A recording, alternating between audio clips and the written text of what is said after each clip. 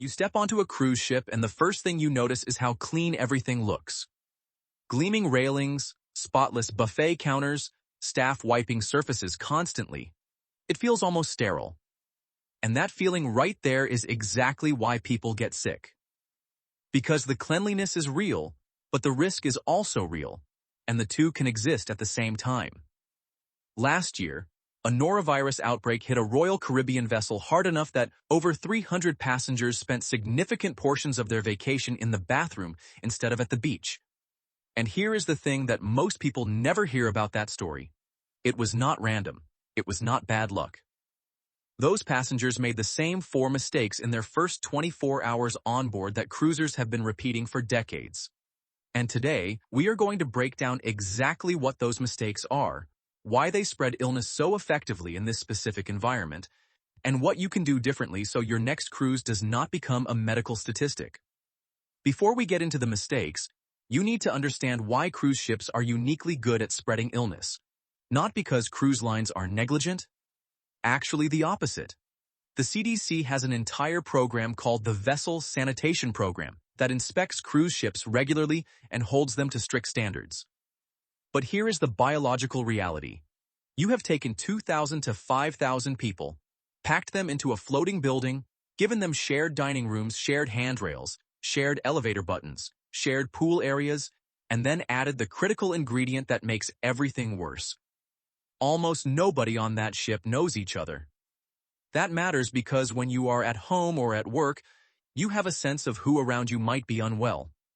On a ship, the person standing next to you at the breakfast buffet just flew in from 3 different airports, shook 100 hands at embarkation, and might be in the early hours of a viral infection without even knowing it yet.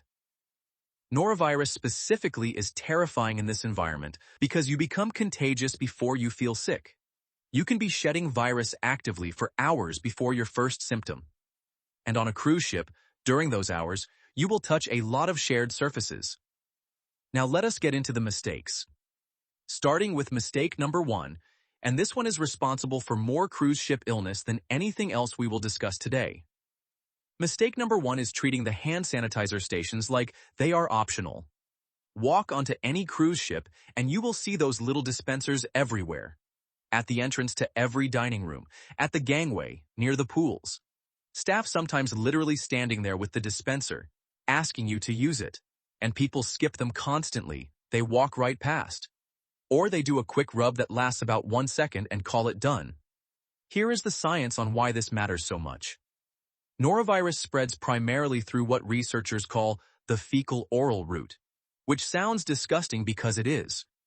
It means the virus leaves one person's body, lands on a surface, and enters another person's body through their mouth. The chain of transmission almost always runs through hands. Your hands touch a surface. Your hands then touch your face, your food, the rim of your drink. Done. You have been exposed. Proper hand sanitizer use breaks that chain, but only if you actually do it properly. That means covering all surfaces of both hands and rubbing until the sanitizer has fully dried, which takes longer than most people allow. About 20 to 30 seconds of active rubbing.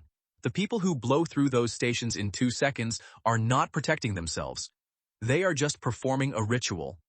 And on embarkation day specifically, when you are touching luggage, shaking hands, running your fingers along railings as you explore the ship, your hands are collecting whatever thousands of other newly arrived passengers have left behind. Use those stations every single time you enter a dining area. No exceptions, not even once. Mistake number 2 is loading your plate at the buffet without thinking about what your hands just touched. The buffet on a cruise ship is one of the greatest pleasures of the entire experience. It is also an extraordinarily efficient virus delivery system if you approach it carelessly. Think about what happens at a typical cruise buffet. The serving utensil for the scrambled eggs gets set down. Someone picks it up, serves themselves, sets it back. Another person picks it up, then another, then another. Over the course of a single breakfast rush, that one utensil might be handled by 200 people. Now multiply that by every utensil at every station. The buffet is not where you eat the food that gets you sick necessarily. It is where you pick up the virus on your hands, and then later you touch your face or handle food with those hands, and that is when the transfer happens. The mistake people make here is not using the serving utensils or touching the serving utensil handles, and then immediately touching their own plates or cutlery without thinking. The solution is to treat the buffet area like a hand-washing trigger. You use the hand sanitizer before you enter, you serve yourself, and you do not touch your face, your mouth, your eyes, or your nose until you have used sanitizer again. Keep your personal utensils and serving utensils as separate as possible. And here is a tip that sounds small but is actually significant. When you sit down with your food, use a hand wipe or hit a sanitizer station before you actually start eating. That gap between the buffet and the table is when most people mindlessly touch their faces while walking, checking their phone, or adjusting their glasses. Mistake number 3 is the one that surprises people the most because it has nothing to do with food. It is about when you get on the ship and what you do with your first few hours. Most cruisers board and immediately head to the pool deck or the buffet to start living their best vacation life, which is completely understandable. But here is what is happening biologically on Embarcation Day that you need to know. Embarcation Day is the single highest risk period of your entire cruise. Why? Because you have thousands of new people arriving from different locations, all converging in the same spaces simultaneously. The ship has been cleaned and prepared, but now it is being flooded with people who have just come through airports, taxicabs, shuttles, terminal buildings. Everyone is touching the same check-in counters, the same escalator handrails, the same doors. And then they all board, and the first thing many of them do is touch everything with curiosity. The rails around the upper deck, the elevator buttons, the card readers, the door handles to their cabins. This is the period where your hands accumulate the most exposure in the shortest amount of time. The mistake is not adjusting your hygiene behavior to match the actual risk level of this specific window. Your hand hygiene needs to be the most rigorous it will be at any point during your trip during Embarcation Day specifically. Before you eat anything, before you touch your face, before you rub your eyes because you are tired from traveling, sanitize. That first afternoon sets the biological tone for your entire trip. If you pick up norovirus on Embarcation Day, your symptoms will likely appear 12 to 48 hours later, which puts you sick right in the middle of your cruise. Now here is where it gets interesting, and this is the part of the conversation that most travel blogs completely skip over because it makes people slightly uncomfortable. Mistake number 4 is not taking your own cabin hygiene seriously enough. People think about public spaces on ships when they think about virus transmission, but they forget that their cabin is also a shared space. Not shared with other passengers currently, but shared with the tens of thousands of people who have stayed in that room before them. Cruise ship cabins are cleaned, and they are cleaned on a tight schedule between departures. But high-touch surfaces in cabins, the remote control, the light switches, the door handle from the inside, the telephone, the minibar handles. These are surfaces that see heavy use and may not always receive the focused disinfection they need given the time constraints between turnovers. This is not an accusation against cruise lines. It is just the reality of the operational logistics of turning over thousands of cabins in a matter of hours. When you arrive in your cabin on Embarcation Day, before you throw yourself on the bed and grab the remote to check out the TV channels, spend 3 minutes wiping down the highest touch surfaces with disinfecting wipes. Pack a small travel pack of them in your carry-on bag specifically for this purpose.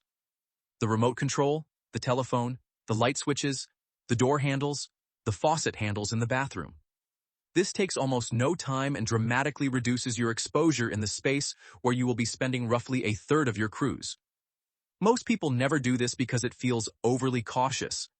Those same people are sometimes the ones missing a shore excursion because they are queasy on day 3. Now let us talk about what happens if you do start feeling unwell, because this is a piece of the puzzle that most people handle completely wrong, and it affects not just them, but every other passenger on the ship. If you start feeling nauseated or develop gastrointestinal symptoms, report it to the ship's medical center immediately. Do not try to push through it. Do not go to the buffet and eat light hoping it will pass. Do not attend events and just sit in the back. This is genuinely important because cruise ships have protocols specifically for norovirus containment, And those protocols only work if sick passengers remove themselves from circulation quickly. When someone continues to move around the ship while symptomatic, the transmission window expands dramatically. Ships can and do ask symptomatic passengers to stay in their cabins temporarily, which feels like a significant inconvenience. But it is actually the most effective tool available for stopping an outbreak from growing.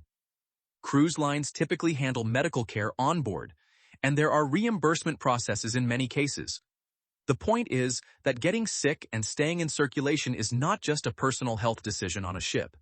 It is a community health decision with real consequences for the 2,000+ other people sharing your floating home.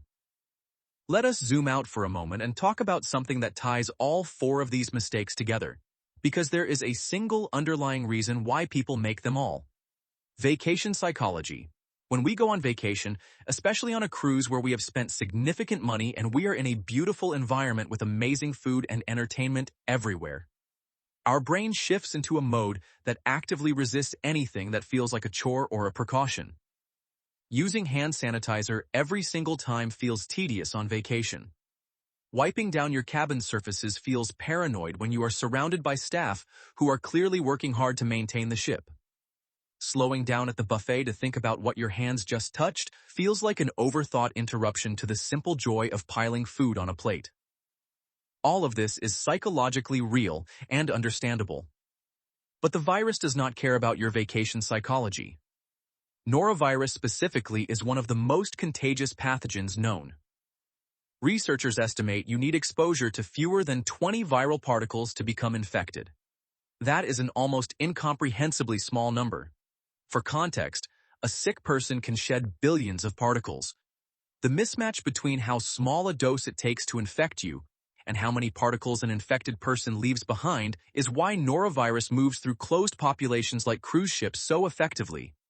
The good news is that none of the four protections we discussed today are expensive, time-consuming, or complicated. They are all behavioral adjustments that take seconds. But they have to be consistent because the virus only needs one opportunity. Let us do a quick run-through of the actual positive habits to lock this in clearly. Use hand sanitizer at every dining area entrance without exception, and use it properly, meaning full coverage and wait for it to dry. Treat the buffet as a high-touch event. Always sanitize before you eat the food you collected, not just before you collect it. Ramp up your hygiene intensity specifically on embarkation day, because that is statistically your highest risk window. Wipe down high-touch surfaces in your cabin when you arrive with disinfecting wipes from your carry-on. And if symptoms develop, contact the medical center rather than hoping it passes while you continue exploring the ship. One more thing worth mentioning because it comes up constantly in conversations about cruise ship health. Norovirus is not the only thing to think about. Respiratory illnesses also circulate on ships, and the basic hygiene fundamentals we discussed apply there too. Additionally, some people experience motion sickness that is completely unrelated to any infectious illness. If you know you are prone to motion sickness, speak to your doctor before your cruise about preventive options, because there are effective ones available both over-the-counter and by prescription. Distinguishing between motion sickness, a norovirus infection, and other gastrointestinal issues matters, and the medical staff on board are equipped to help you figure that out. The cruise industry has actually gotten significantly better at managing and responding to outbreaks compared to past decades. The CDC's vessel sanitation program has driven real improvements in how ships handle food safety, water systems, and outbreak response protocols. Modern cruise ships are equipped to respond quickly when cases begin appearing. But the ship's systems can only do so much. The behavioral piece, what individual passengers do with their hands, and how honestly they report their own symptoms, remains the variable that determines whether a small cluster of cases stays small or becomes the kind of outbreak that ends up in the news. Here is the bottom line. Cruises are genuinely wonderful experiences. The food is extraordinary. The destinations are incredible. The entertainment is non-stop. And for most people on most cruises, nothing bad happens at all. The risk is real, but it is also manageable. You are not powerless. The four mistakes we walked through today are the difference between the passengers who sail through the whole trip feeling great and the ones who spend day 4 in a cabin they were supposed to be sleeping in anyway, just for all the wrong reasons. A little awareness in those first 24 hours, applied consistently, is worth far more than any premium travel insurance policy. Take care of your hands. Take 180 seconds to wipe your cabin down. Pay attention to the embarkation day window. And if something feels wrong, make the call to medical early. Your vacation is worth protecting. Now go enjoy the buffet.